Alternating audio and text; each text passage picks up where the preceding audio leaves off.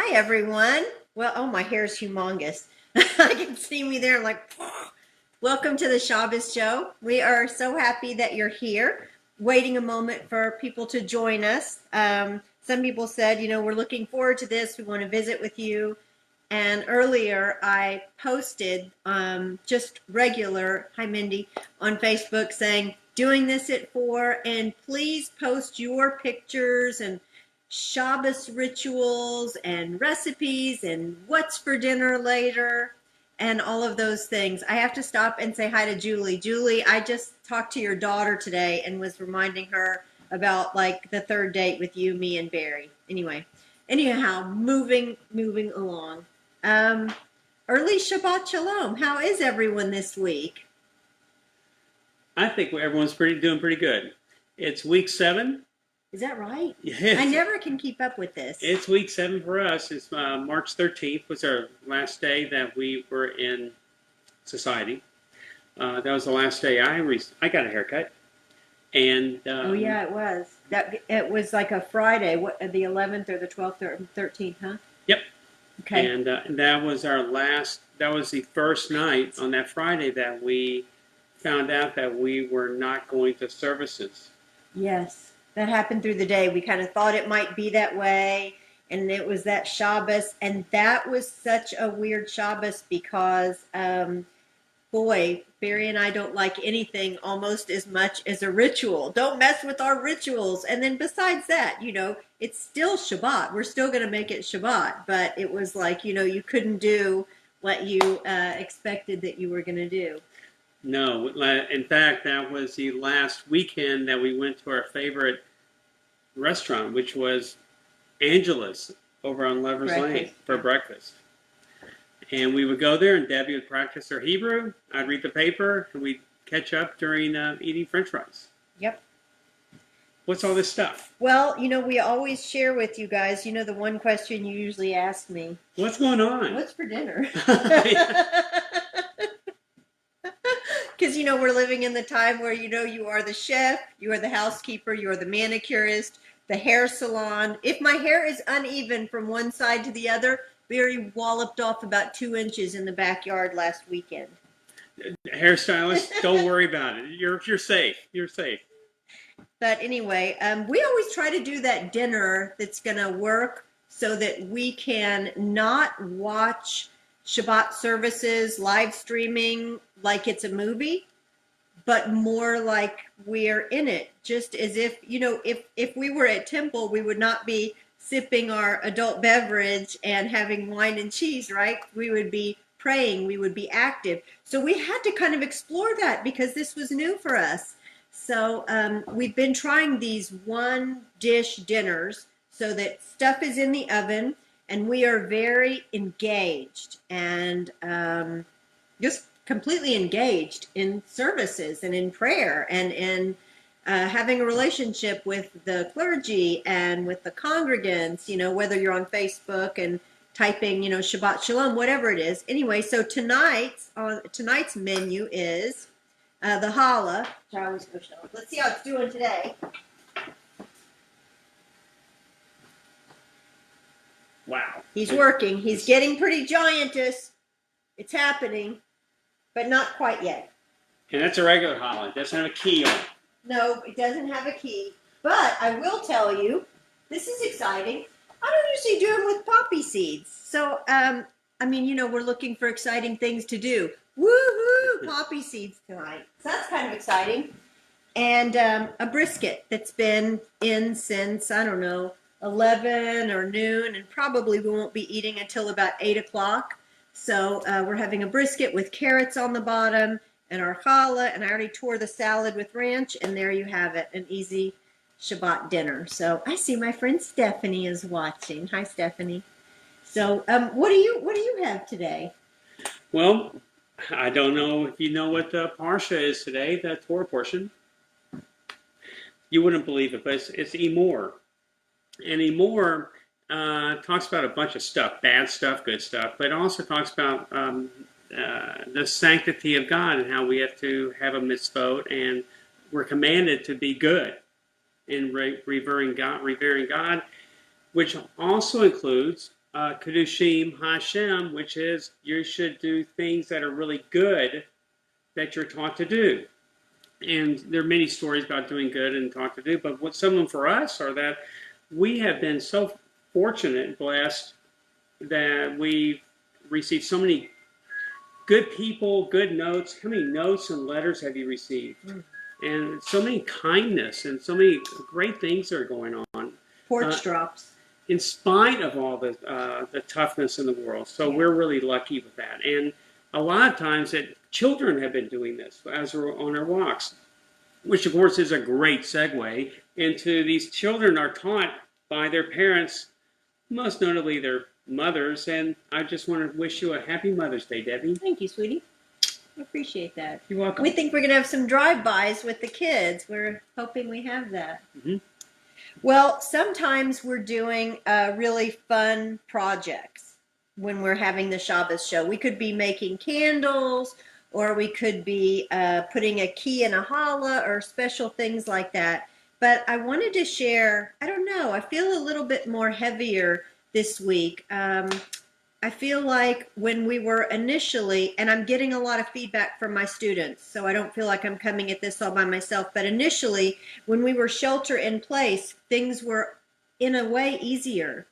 You know, you didn't have all the choices. We were just flat out at home, and then you had to get creative. And P.S., I did want to say about this, I'm so thankful for the time that I grew up in the 70s, you know, born in 63, because you know, if I would say to my mom, I'm bored, they'd say, well, go find something to do. Well, then go on outside. Well, then you'll find something to do, won't you? That kind of thing. And I think that's a big reason why I'm such a creative person. Everything wasn't always laid out for me. So during this time, I can just hear that. Well, you know, what are you going to do? Find something to do. And I've never really been bored since then, ever. So anyhow, finding something to do. So friends and neighbors and family are going to be doing different things now.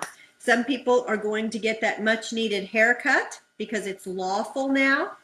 And some people are going to go eat in a restaurant. Some others are going to go to a museum or a movie or a gym or all kinds of things. And so now that everybody, one rule, that nice little box that we were all in, where you really understood the limitations and we all had to abide by them. I mean, we really did. Everything was the same. Now people have choices and they're going to have to think about that. And I find a little bit more anxiety creeping in with that. You know, there's also this, the thing that Liz taught me that's so funny, fear of missing out, FOMA. Oh, yeah. That happens because my friends might go to a movie, or, you know, maybe my friends are going to sit in a circle and they're going to be social distancing and I could miss that. And I'm a joiner. I hate to miss anything. I like to be a part of all of those things. So I can feel the anxiety creeping in as I try to not think about what my friends are doing or what people I don't know are doing. I have to really listen to the small voice, and I'm really thankful for meditation, for yoga. This morning, my mind was everywhere, and I had yoga with Sherith, and I came in and I thought, oh my gosh, I don't even know if I can still everything this morning, and it works. It just works. You come, you get heavy on the mat, you tune back into the breath, and things slow down. So I wanted to give you a moment. I wanted to share a reading with you, a quick one, that's been so significant for me, and by one of my favorite authors and rabbis in the whole world. And I know he certainly needs not much of an introduction.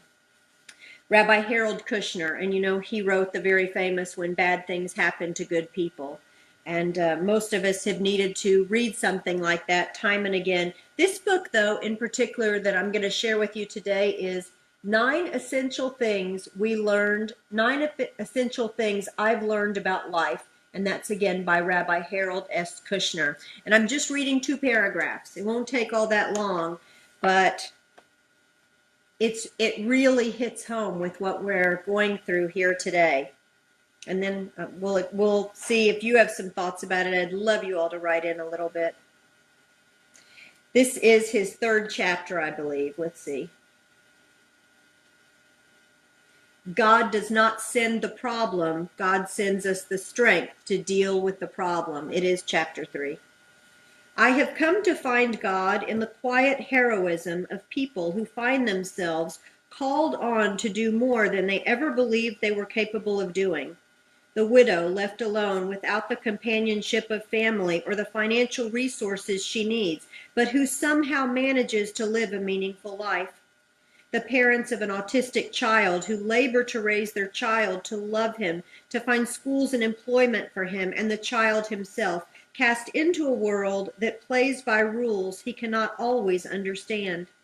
The husband or wife caring for a spouse afflicted with Alzheimer's disease, loving him or her without any expectation of being loved in return. The commitment of men and women doing difficult jobs and earning less money in a year than many athletes and hedge fund managers earn in a week because that is what life demands of them. I find God not in the tests that life imposes on us, but in the always surprising capacity of ordinary men and women who rise to the occasion. God does not send the problem. Genetics, chance, and bad luck do that. And God cannot make the problem go away, no matter how many prayers and good deeds we offer. What God does is promise us, I will be with you. You will feel burdened, but you will never feel abandoned. And I wanted to add to that, and I wrote a couple notes on my index cards. And I would love you to use this as a prompt for yourself, even today as the sun sets for this Shabbat. I have come to find God. When? And I said, I have come to find God in a friend that picks up a few extra things and drops them off on my porch, which has been so many times during this COVID time. I have come to find God in the partner holding his tongue as small space sharing challenges mount up by the end of the day. I have come to find God in the clergy and the celebrities and the public figures who unveil themselves as a caring service to their communities. Have you seen this? I mean, I have to say Jimmy Fallon. There's so many more than that. But Barry and I watched Jimmy Fallon late at night. It's such a mitzvah that he's doing, that they're all doing, allowing us to visit with them in their homes. Our weathermen in their homes, they're really more vulnerable. They're not just in the public as they always are. Our rabbis, our leadership, all of our public figures. I have come to find God in the knowledge and faith that this too shall pass, and that the lesson we learn over and over is that nothing is permanent. And I know I typically forget this, and I'll get so bogged down. And each and every time I learn and relearn this lesson, it's like you can take a deep breath afterwards, right? You're like, that's right. This isn't going to be forever. This isn't permanent. And lastly, I have come to find God in the eyes of people just like me as I am on my way, curious about what my face looks like under a mask, questioning if what they see underneath is an expression of friendliness as they smile at me. You know, that vulnerability. You look at someone, and some people with these masks don't even look at you. They walk past. But I have really, really felt God when people look at me like, is it okay? Are we smiling at each other? Can you see it in our eyes? All these very, very different things are happening. And as the sun sets, what I want to let go of tonight is this endless problem solving. Am I going to go get a haircut? Are we going to go to the movies? What are we going to do? We could go out to a restaurant for Mother's Day. After all, I've done that for about 50 years. But I'm going to work hard to let go of that and say to myself, I have come to find God where? Where is that? And I would love you to fill in here too, and leave a note for all of us to draw inspiration and strength as things somehow seem to get a little weirder and a little weirder. I agree with you. It's all the same thing. It's you see people in masks and you can't see the expressions, but so many little tiny things are making our lives better. Where we may have just in the past, when life was different, you may have ignored them. You may not even noticed it, and all of a sudden, it's a it's a quick smile that you can see underneath the mask with a glint of their eyes. I think what you're saying is terrific. Good. And I like Harold Kushner. I know. He's wonderful. So, all we need to think about how you've come to find God is the time and space to do that. And so, luckily, tomorrow is Shabbat, and we are charged and, in fact, commanded to stop creating. I've been creating all week. You have too. I've heard you in your meetings. Yeah, Zoom meetings are great. So we're having a Zoom meeting, and there's always a few children in the background because the children, amazingly, do not think the parents are important. And so they would be saying, I need this, I need that, in the middle of something very important, but not to them, but to the parents. And we work pretty good. It seems to work, but it does get tiring sometimes. But in fact, Tuesday, Debbie, I had Zoom fatigue. And I called off our daily meeting because I said, I can't do it. Enough of this stuff. So I felt so much better. And I think the other people did too. So after all that creating, the sun sets, and what are we commanded and inspired and asked and requested to do? To keep our agreement with God. And that is to settle in and notice all that's been created. And my friends, I hope you will take a moment, and I really mean that, my friends, I hope you will take a moment to notice all the work you've been doing in figuring out how we live life, all that you've been creating in this kind of altered state, and really be proud of yourselves. Sometimes we're just looking so far ahead that we forget to have gratitude for ourselves and be proud of what we're doing. And luckily, here comes Shabbat.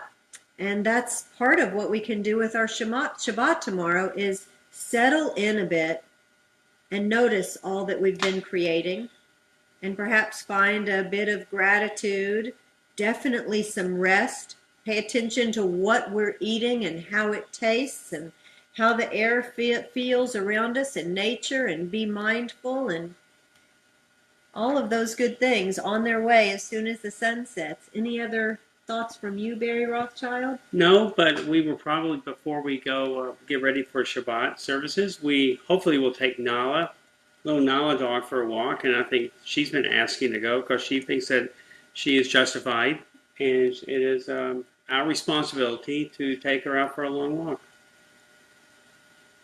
Sure.